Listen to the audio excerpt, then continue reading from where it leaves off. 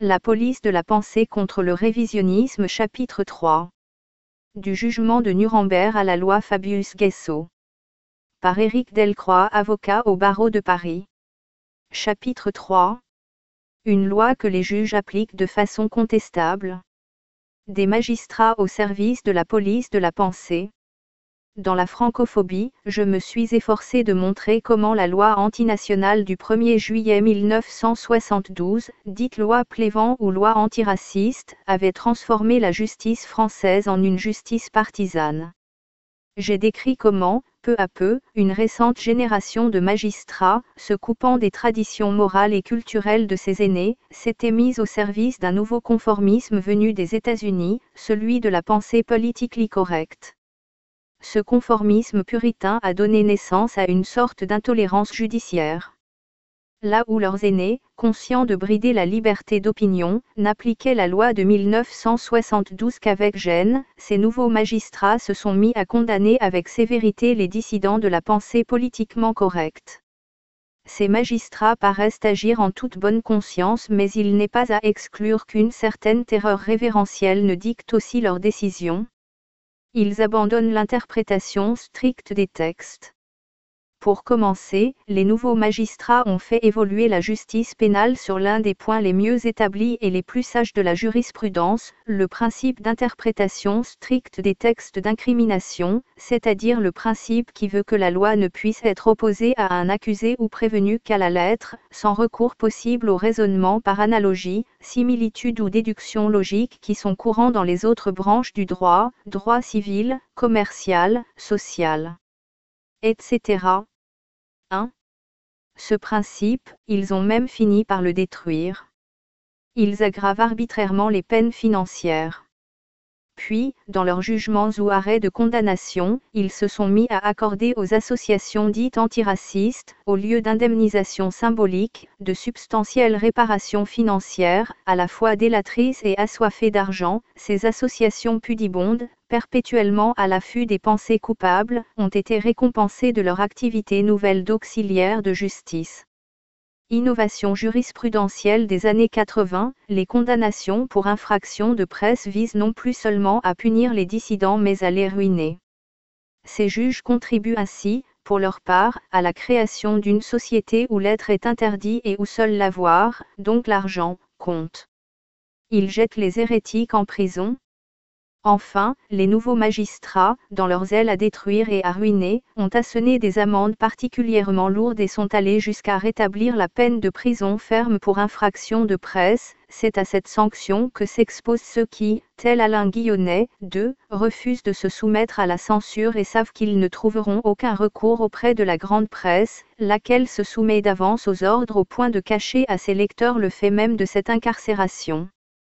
Anne Chemin, qui appartient au service juridique du Monde, a admis que son journal avait pour politique de passer sous silence tout fait dont la révélation pourrait servir à la publicité des révisionnistes. Pour ce qui concerne les révisionnistes, notre politique est très claire, en parler le moins possible car leur existence dépend directement de l'écho médiatique qu'ont en fait, entretien téléphonique du 17 juin 1993. Ils laissent la politique pénétrer dans le prétoire. Quand la politique entre dans le prétoire, la justice en sort. L'histoire de la justice est émaillée de procès politiques. La justice y a rarement gagné, la morale sociale y a perdu et les magistrats impliqués y ont révélé leur complaisance pour les puissants du jour. Avec son victi. Brenu, lui, ne prétendait pas à une supériorité morale par rapport aux Romains vaincus. Ce barbare l'emportait par là, du point de vue moral, sur des juges soi-disant civilisés qui, pour servir les détenteurs du pouvoir, acceptent de desservir leur propre idéal.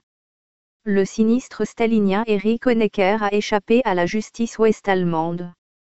On s'en félicitera ici, même si l'on est farouchement anticommuniste.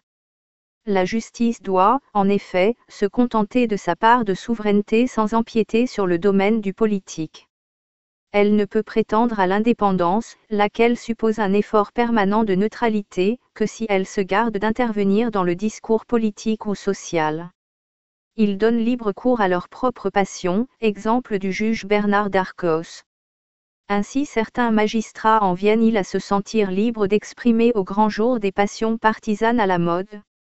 Loin du secret des délibérés où se concoivent jugements et arrêts et au mépris du devoir de réserve qui dicte normalement leur conduite hors du prétoire, ils prennent publiquement parti, non sans éclat et dans le style journalistique, en faveur de motifs sans cesse repris et orchestrés par la propagande d'État. Le 10 janvier 1994, lors de la cérémonie solennelle de la rentrée judiciaire, Bernard Darcos, président du tribunal de grande instance de Versailles, consacrait son discours à la dénonciation du néoracisme culturel. À l'occasion d'un cérémonial et devant une assemblée officielle où il savait que ses propos engageaient également ses pairs, il prononçait une diatribe contre les Français qui se disent attachés à la défense de leur identité culturelle. Fustigeant cette valorisation extrême de la supériorité de sa propre identité culturelle qui a remplacé l'affirmation d'une prétendue pureté raciale mais perpétue bien la bête immonde, il ajoutait « Il faudra qu'un jour notre civilisation ait raison de cette hydre ». Puis, il dénonçait ceux qui égorgent les poètes, ceux qui prônent la purification ethnique. Il ne semble pas que le président Darcos ait alors songé ni au poète Robert Brasillac, ni à la purification ethnique. En 1945 à 1946, de 12 millions d'Allemands de tout l'Est européen, ni à celle, en 1962, des Français d'Algérie ayant à choisir entre la valise ou le cercueil ou encore à celle qui, depuis 1948, 46 ans, s'applique aux Palestiniens en terre de Palestine. Il fallait du courage et accepter d'entr'ouvrir son âme pour parler si franchement du racisme. Telle fut l'appréciation obséquieuse d'une journaliste d'un quotidien de Versailles, Sylvie Piffara dans Toutes les Nouvelles, 19 janvier 1994. Mais de quel courage le président Darcos avait-il fait preuve? Certes, il avait poussé l'audace jusqu'à fouler aux pieds le devoir de réserve, mais quel vrai risque avait-il couru? Est-il dangereux de réciter le credo du jour? La preuve qu'il se conformait à l'esprit du temps réside précisément dans l'hommage reçu. Pudiquement il avait entr'ouvert son cœur et, ce faisant, il nous avait permis d'apercevoir une belle âme, franche, courageuse et antiraciste. B.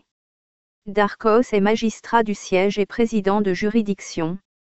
D'un tel personnage les justiciables attendent mesure, impartialité et une conduite qui s'efforce d'être exemplaire.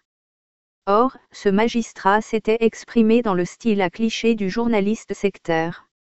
Il allait récidiver 2 mois plus tard dans une copie de potache intitulée Du droit à la différence au néoracisme culturel où il s'en prenait aux mouvements révisionnistes ou négationnistes et autres gueules venimeuses de cette moderne hydre de Lerne, dont la civilisation devra bien pourtant, un jour, avoir raison. Expert près la cour d'appel de Versailles, mars 1994, p. 5 à 6. Un justiciable est désormais en droit de refuser d'être jugé par un magistrat qui se trouve avoir ainsi manifesté un esprit partisan. Les avocats qui auront à plaider à Versailles devant B. Darcos pour la défense de clients attachés, eux, à la culture française devront se souvenir du discours du 10 janvier 1994, une diatribe à la Fouquier-Tinville. Effet sur les juges de la peur ambiante?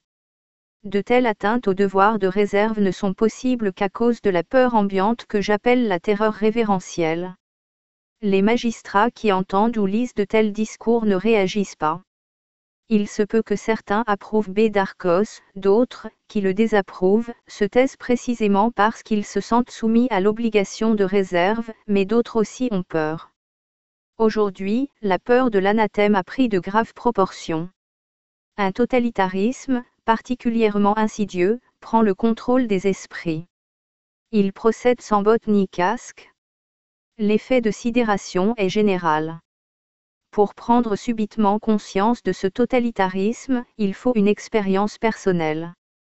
On a risqué une réflexion, une phrase, un rien, on se retrouve devant un tribunal, on est condamné, la presse vous dénonce et s'en est fait de vous. Même si la sanction n'est pas forcément là, on sent qu'à tout moment elle peut tomber. Une peur diffuse se crée. Les idées déshonnêtes, 3, sont peu à peu proscrites. C'est précisément en raison de cette crainte diffuse que les librairies ordinaires pratiquent une autocensure qui s'aggrave d'année en année.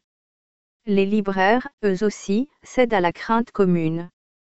Non seulement certains d'entre eux sont effrayés, mais ils ont peur d'avouer leur peur, sinon en toute confidence. Le 13 avril 1992, la première chambre d'accusation de la Cour d'appel de Paris, Jean-Pierre N., Yves Chagny, Jean-Paul Dupertuis, prononçait un arrêt de non-lieu en faveur de Paul Touvier.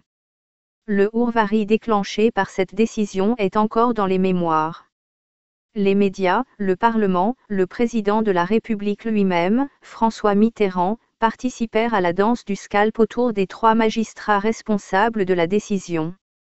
Au mépris de l'article 226 du Code pénal punissant celui qui aura cherché à jeter le discrédit sur un acte ou une décision juridictionnelle, dans des conditions de nature à porter atteinte à l'autorité de la justice ou à son indépendance, un véritable concours s'instaura d'outrage à magistrat.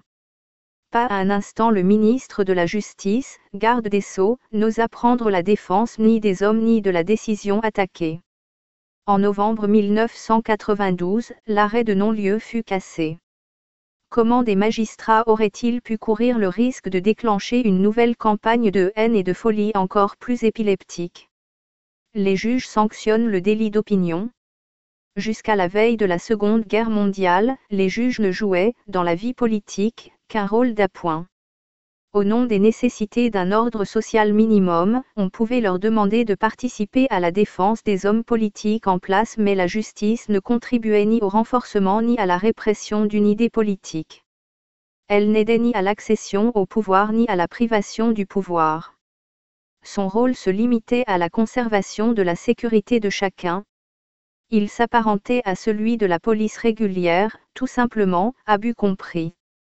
Les juges réprimaient, par exemple, l'appel à l'émeute ou encore la provocation, si elle était directe ou suivie des faits, à la commission de délits de droit commun. Il leur arrivait, dans ces limites, de s'en prendre, au gré de certains, à la liberté d'opinion, mais, s'ils condamnaient ainsi des individus, c'était pour l'expression ponctuellement subversive de thèses qui, en elles-mêmes, ne tombaient pas sous le coup de la loi. Au XXe siècle, en France, la pleine censure idéologique n'a vraiment été instaurée qu'en 1939 avec les décrets-lois du gouvernement de gauche d'Édouard Daladier. Aggravée sous Pompidou, loi de 1972, dite antiraciste, elle atteindra les actuels sommets sous la présidence de François Mitterrand, grâce aux gouvernements et aux parlementaires socialistes.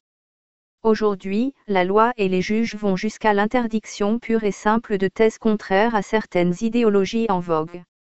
Depuis un demi-siècle, les dissidents ou les hérétiques ont été à tel point diabolisés que ceux qui les répriment n'ont peut-être pas même conscience de nous ramener par leur intolérance à une situation que l'Occident n'a connue que lors des guerres de religion ou des procès de sorcellerie. Aux États-Unis, même les adeptes du politically correct n'ont pu obtenir la création juridique du délit d'opinion. La régression est patente. Maître Jacques Izorni ne peut plus dire du maréchal Pétain ce qu'il en a dit de 1945 au 25 janvier 1990. Par arrêt de la Cour d'appel de Paris en date du 26 janvier 1990, il a été condamné, ainsi que Marie-François Le Hideux, André Laurence, directeur du Monde, et Hubert Massol, pour apologie de crimes de guerre ou délit de collaboration pour avoir publié un manifeste en faveur, dit la Cour, de Pétain et de ses zélateurs, voit la publication judiciaire dans Le Monde du 4 août 1990, p. 17. Ce langage, digne de juge accusateur, n'était pas même celui des juges au moment où ils condamnaient le maréchal Pétain dans la chaleur des passions. Plus on s'éloigne de la guerre, moins on peut en parler librement. Cette évolution est contraire aux droits des gens et à l'usage commun ainsi qu'à la nécessité de n'écrire l'histoire qu'après un certain laps de temps. Note 1. La francophobie, aussi, p. 45. 2. Alain Guillonnet, directeur de la publication mensuelle Revision, a déjà subi, pour des infractions de presse, plus d'un an de prison en 1991, 1993 et 1994. 3. Déshonnête, c'est à dessein que j'emprunte ce mot au vocabulaire de la pudibonderie du XXe siècle, le tabou s'est transféré du sexe vers la race, puis, de la race, vers un ensemble, de plus en plus large, d'idées, de convictions ou de comportements aujourd'hui tenus pour outrageants et blasphématoires, voire la francophobie, aussi, p. 61 à 65.